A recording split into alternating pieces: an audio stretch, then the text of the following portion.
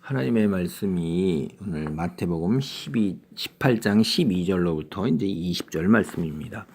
너희 생각에는 어떠하냐? 만일 어떤 사람이 양 100마리가 있는데 그 중에 하나가 길을 잃었으면 그 99마리를 산에 두고 가서 길 잃은 양을 찾지 않겠느냐? 진실로 너희에게 이르노니 만일 찾으면 길을 잃지 아니한 99마리보다 이것을 더 기뻐하리라. 이와 같이 이 작은 자 중에 하나라도 잃는 것은 하늘에 계신 너희 아버지의 뜻이 아니니라. 이 세상을 창조하시고 또 여섯째 날에 우리 아담과 하와를 창조하셔서 오늘 생육하고 번성하는 축복으로 오늘 우리가 이 자리에 있습니다. 그런데 하나님을 아는 사람은 생각보다 그렇게 많지가 않아요. 예수님이 오셨을 때 이때 하나님을 믿고 하나님 말씀 안에 거하는 사람은 이스라엘 백성 유대 민족뿐입니다. 세상에 있는 것 중에서 유대 민족은 굉장히 적은 소수에 지나지 아니하여. 근데 예수님께서 이런 말씀을 하시는 것은 사실은 이게 우리 사람을 향한 비유예요. 그러니까 하나님은 우리를 어떻게 보시냐 하면 모든 사람, 모든 영혼이 다 천국에 들어가는 걸 바라는 거예요. 창조하신 창조주 하나님을 알고 자기가 피조물이라는 것을 알고 하나님 말씀에 의지하고 순종해서 이 육체를 벗어난 이후에 하나님과 영원히 천국에 가서 거하는 시간을 보내는 것, 크게 복인 그것을 깨닫는 것, 그게 아버지의 뜻이에요. 그러니까 100마리가 온전한 거고 99마리가 온전하면 한 마리는 굉장히 소수죠. 그 소수마저도 하나님께서는 그대로 내버려 두지 않으신다 하는 거예요. 모든 이들이 다 하나님 앞으로 돌아오는 것이 하나님의 생각입니다. 그래서 우리에게 주어진 게 뭐겠어요? 여기 보면 이제 그 다음 나오는 이야기가 그런 거예요. 18절 진실로 너희에게 이르노니 무엇이든지 너희가 땅에서 매면 하늘에서도 매일 것이요 무엇이든지 땅에서 풀면 하늘에서도 풀리리라. 우리가 복음을 전하고 축복을 하면 그것이 하늘에서도 그들에게 생명이 주어지고 그들에게 은혜와 그 다음에 축복이 주어지는 거예요. 그런데 우리가 가서 그들에게 하나님의 말씀을 전하고도 그들이 받아들이지 아니었을 때 우리가 발에 먼지를 털고 나옵니다. 그럼 그들을 향하여 빈 축복이 모두 다 말씀을 전한 이들에게 돌아가고 그 받아들이지 않는 그들에게는 하늘문이 닫히는 거예요.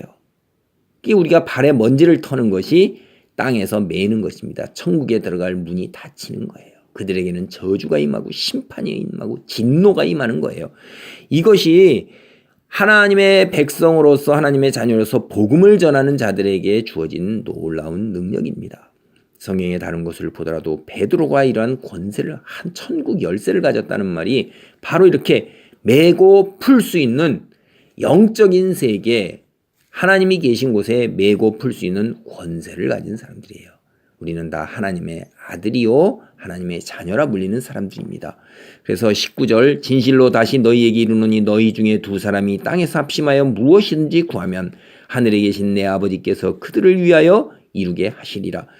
두세 사람이 땅에서 합심하여 예수님의 이름으로 기도를 하면 하나님께서 하늘에서 우리가 매고 풀 수 있는 권한이 있다 하셨사오니 하나님께서 그대로 이루어 주신다는 거예요.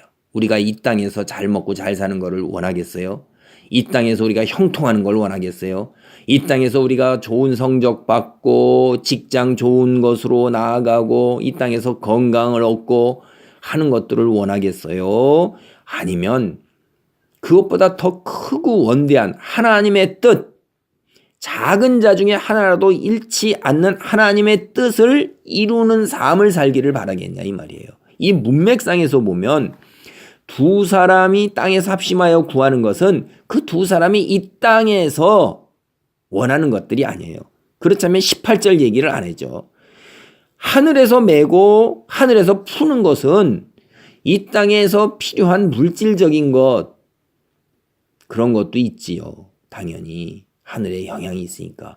그러나 그것을 넘어서서 하늘에서 영원히 누릴 수 있는 것, 영생의 축복을 갖다 이야기하는 거예요. 그래서 두 사람이 땅에서 합심하여 구하는 것은 잃어버린 자를 하나님께로 돌아오게 할 수 있는 것, 가서 길 잃은 양을 찾을 수 있도록 우리가 이 땅의 인생을 걸어가는 것, 기도하고 하나님 말씀 안에 있고 그래서 강건함을 힘입고 담대하게 하나님의 말씀을 전해서 길 잃은 양을 찾아서 하늘에 계신 아버지의 뜻대로 데리고 오는 것, 찾아오는 것, 구하는 것, 이거를 위해서 우리가 기도하는 것입니다. 그리고 그렇게 그런 삶을 사는데 하나님께서 창조하신 이 세상에서 또 주께서 모든 것을 다 공급하시고 넉넉하게 채우신다고 하셨죠. 주께서 선하니와 악하니 모두에게 햇빛을 주시고 공기와 물을 주시고 먹고 살 수 있도록 해주시고 하늘에 나는 새도 채우시고 들에 있는 풀도 입히신다 하셨사니 우리로 하여금 입고 먹고 쓸 모든 필요한 것들을 넉넉하게 채우신다 주님께서 말씀을 하셨어요. 그런 것도 우리는 하나님께 물론 당연히 기도하는 거예요. 그런 것들의 기도는 당연한 것이고 그것을 넘어서서 보대 원대하고 크게 나아가는 것이 우리의 소명은 뭐냐? 작은 자 중에 하나라도 하나님께 돌아오게 하는 것. 그런 소명을 받고 하나님께 우리가 선택감을 받은 거고 하늘에 99마리의 양에 우리가 들어간 거예요. 그래서 두세 사람이 내 이름으로 모인 곳에는 나도 그들 중에 있느니라. 예수 그리스도께서 이 말씀을 하시면서 두세 사람이 예수님의 이름으로 모여서 기도하고 예배하고 성경 읽을 때 예수님이 우리에게 오셔서 하나님의 말씀을 깨닫게 하시고 기도의 능력을 덧입히시고 기도하는 가운데에 우리가 영적인 안목을 갖게 하시고 예배하는 가운데 하나님께 영광을 드릴 때에 우리에게도 그런 하나님께 나아가는 놀라운 축복, 하나님 앞으로 나아가서 하나님을 배울 수 있는 그리고 하나님께 영광을 돌릴 수 있는 놀라운 축복을 주시는 거예요. 이 말씀이 깨달아지고 믿어지는 사람은 99마리에 들어가는 것이고 그러지 않은 사람은 자기가 길 잃은 양이에요. 이거는 인간의 능력으로는 어쩔 수가 없는 거예요. 그래서 이런 하나님의 말씀을 다 자신의 머리로 이해하려고 든다면 천하 우주에 있는 모든 것을 다 자기가 꿰뚫고 알아보고 있는 거예요. 우리가 욥기를 볼 때 하나님께서 천지의 기초를 놓으실 때 너는 뭘 하고 있었느냐는 거예요. 그러니까 하나님이 우주를 창조하시고 천하 생명을 창조하실 때 너는 뭘 아냐 이거예요. 우리는 전혀 모릅니다. 우주가 창조된 목적도 모르고 어느 순간에 어떠한 일로 인해서 일어나는지 우리는 다만 과학적으로 추정하는 것뿐이지 그랬을 거라는 거예요. 왜 창조되었는지 그런 기본적인 것들은 다 몰라요. 그리고 그 이전에는 어떠했는지 그것도 모릅니다. 알지 못하는 건 모르는 건 모른다고 그러는 거예요. 그래서 이 사실이 믿느냐 안 믿느냐 차이지 이걸 가지고 자기가 마치 신처럼 신적 권능을 가지고 모든 온 천하의 지식을 다 아는 걸 가지고 판단하는 것처럼 이야기를 하면 교만한 거예요. 믿어지지 않으면 믿어지지 않는 것인 것입니다. 그 다음에 우리 신앙생활을 하면서 15절로 17절 말씀입니다. 내 형제가 죄를 범하거든 가서 너와 그 사람과만 상대하여 권고하라. 만일 들으면 내가 내 형제를 얻은 것이요.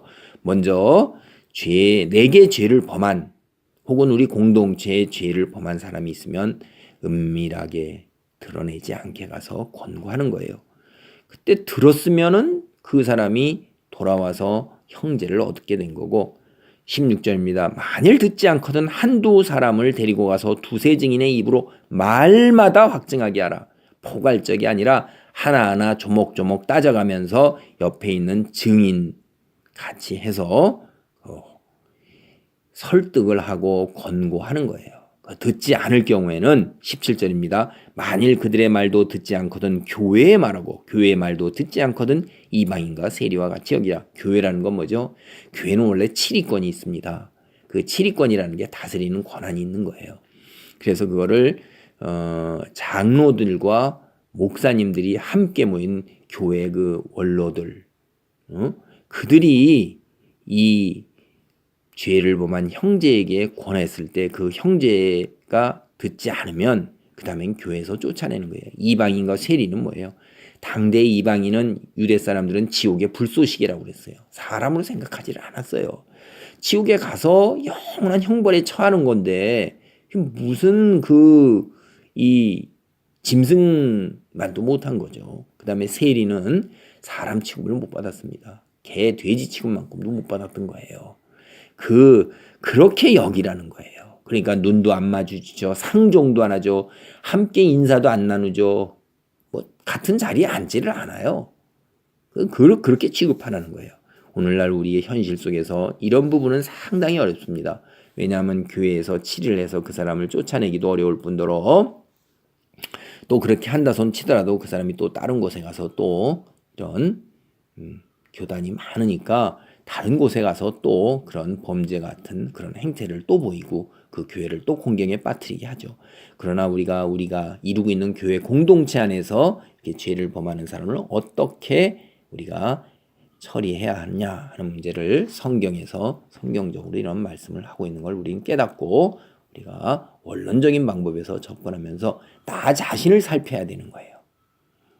오늘 두세 사람이 있는 곳에 하나님, 예수님이 우리와 함께 하시고 우리가 기도할 때 하늘에서 풀린다 하는 이 말씀 가지고 우리의 그 주어진 놀라운 권능과 축복의 권세를 갖고 잃어버린 자를 위해서 기도하는 가운데 그리고 때가 왔을 때 지혜롭게 하나님 말씀을 전해서 그들을 하나님께로 돌아오게 하는 놀라운 축복된 인생의 여정이 되기를 간절히 바랍니다. 아멘.